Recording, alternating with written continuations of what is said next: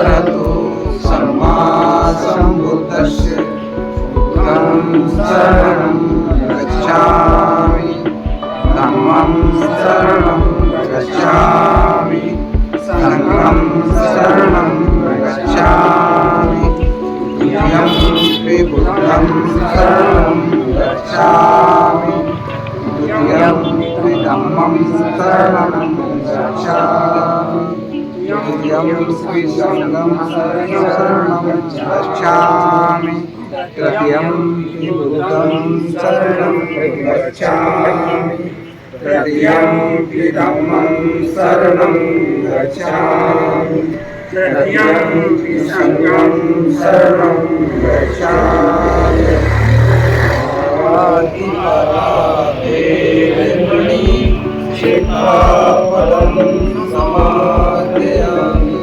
अनिन्दिताधेर्मणि शिक्षापदं समादयामि कामेषु मिथ्याचाराधेर्मणि शिक्षापदं समादयामि मिथ्यावादाधेर्मणि शिक्षापदं समादयामि सुरामेरयमद्यपानादिघ्राणमेरमणि शिक्षापदं समादयामि साधु साधु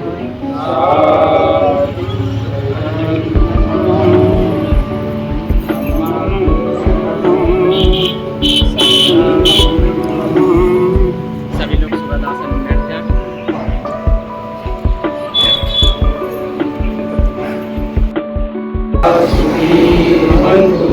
सर्वे भवन्तु जगेमिनु सर्वे भद्राणि पश्यन्तु मा किञ्चित् दुःखं सर्वे सत्ता सुखी भवन्तु सर्वे भवन्तु जगेमिनु सर्वे भद्राणि पश्यन्तु मा किञ्चित् दुःखं सर्वे सत्ता सुखी भवन्तु सर्वे भवन्तु जगेमिनु सर्वे भद्राणि पश्यन्तु मा किञ्चित् दुःखं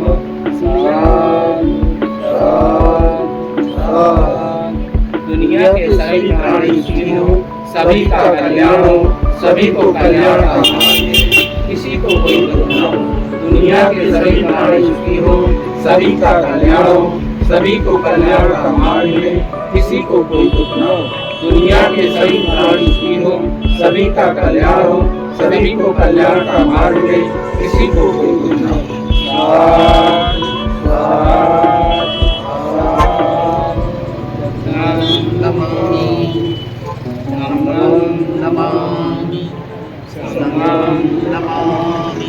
सभी लोग सुबह में बैठ जाएं और बारी बारी करके सब लोग श्रद्धांजलि की देने बाबा साहब की दें, क्योंकि उन्हीं ने तो हमें शिक्षा का अधिकार दिया।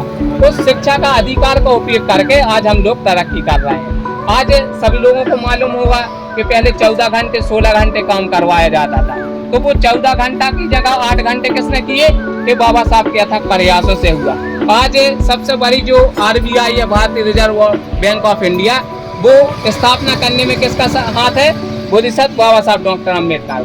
तो ऐसे तमाम कार्य हैं जो बाबा साहब ने किए हैं, अगर मैं गिनाने बैठूं तो 2 घंटे लग जाएंगे। तो बोधिसत्व बाबा साहब डॉक्टर अम्बेडकर ने हमारे लिए काम किया। आज उन्हीं की बदौलत हम लोग उन्नति की ओर अग्रसर हो रहे हैं और बड़े बड़े पदों पर आसीन हो रहे हैं।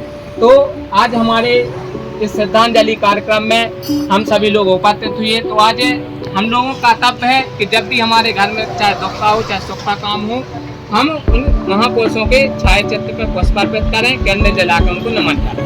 तो ये बात है कि सामान्य सी बातें मैंने आप लोगों को बताई। अब मैं बुद्ध के समय की 2 घटनाओं का जिक्र करके इस कार्यक्रम को समापन की ओर ले जाऊंगा।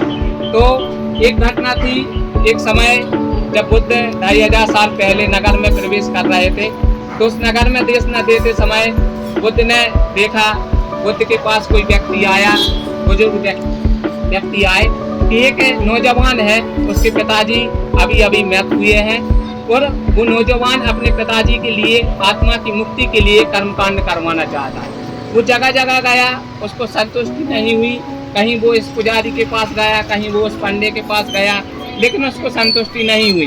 भटकते भटकते वो एक वृद्ध व्यक्ति के पास पहुंचा, तो उन्होंने बताया कि अभी अभी नगर में बुद्ध आए हुए हैं, वो निश्चित ही लोगों के कल्याण के लिए काम करते हैं और आप एक बार उनसे मिलिए, शायद वो आपके पिताजी की आत्मा की मुक्ति के लिए कोई कार्य कर सके। तो वो नौजवान बुद्ध के पास आया, उसको बुद्ध को नमन किया और बताया कि मेरे पिताजी अभी अभी मृत हो गए हैं, मैं उनकी आत्मा की शांति के लिए कर्मकांड करवाना चाहता हूँ। बुद्ध समझ गए ये व्यक्ति ऐसे समझने वाला नहीं है। बुद्ध ने कहा मैं आपके पिताजी की आत्मा की मुक्ति के लिए काम करने के लिए तैयार, आप एक काम करिए, ये सामग्री ले आइए।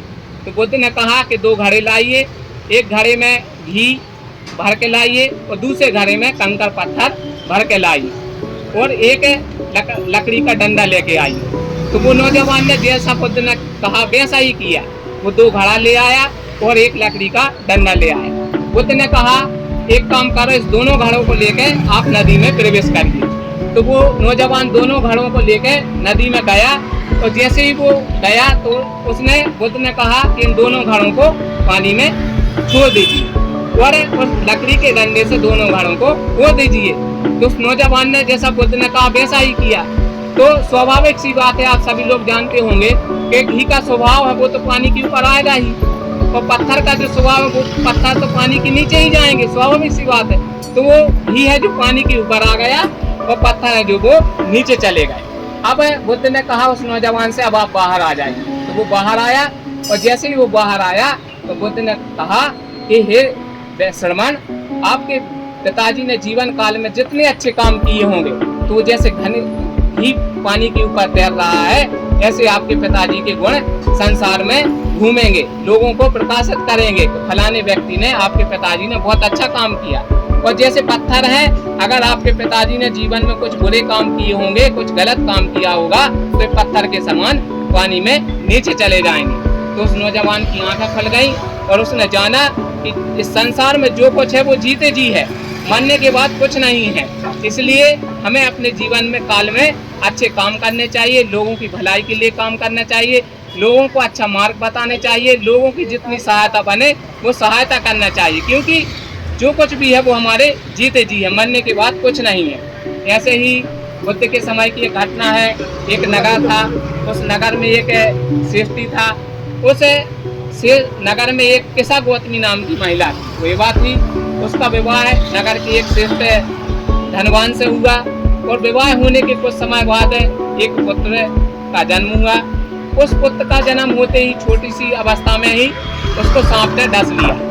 उसको सांप ने डस लिया तो वो मृत हो गया।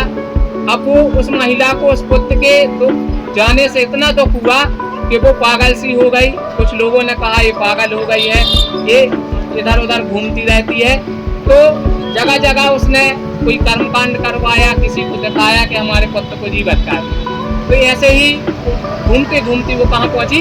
बुद्ध के पास पहुंची और बुद्ध को नमन किया और कहा कि मेरे पुत्र को सांप ने डस लिया है, आप कृपया करके मेरे पुत्र को जीवित कर दें, तो इसके लिए आपकी बड़ी मेहरबानी होगी।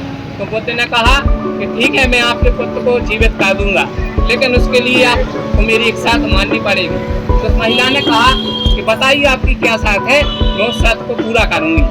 तो बुद्ध ने कहा आप एक घर में जाइए और एक घर से एक गेहूं के ऐसे दाने लाइए, इस घर से जिस घर में कभी किसी व्यक्ति की मृत्यु न हुई।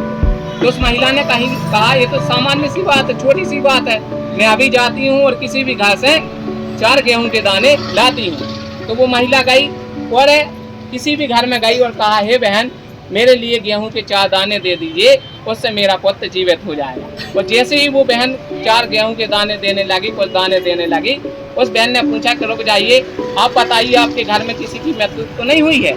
तो उस महिला ने कहा कैसी बात करती हो बहन, अभी अभी तो मेरे घर में पुत्र की मृत्यु हुई है। तो उसने कहा हमें नहीं चाहिए। तो वो फिर दूसरे घर गई, तीसरे घर गई, चौथे घर गई, ऐसे ऐसे करके पूरे नगर में घूमती रह गई। और घूमते घूमते हर घर से उसको यही सुनने में मिला कि किसी का पुत्र खत्म हो गया, किसी का भाई खत्म हो गया, किसी का पति खत्म हो गया, किसी के पिताजी खत्म हो गए। आखिरकार वो महिला निराश होकर बुद्ध के पास आई और बुद्ध से कहा कि इस नगर में ऐसा कोई घर नहीं है जहाँ किसी ना किसी की मृत्यु न हुई हो। तो बुद्ध ने समझाया कि संसार अनित्य है, इस संसार में जिसका जन्म हुआ है उसका मरना निश्चित है। तो उस महिला की आंखें खुल गई और आखिरकार में वो एक भिक्षुनी बनी और भिक्षुनी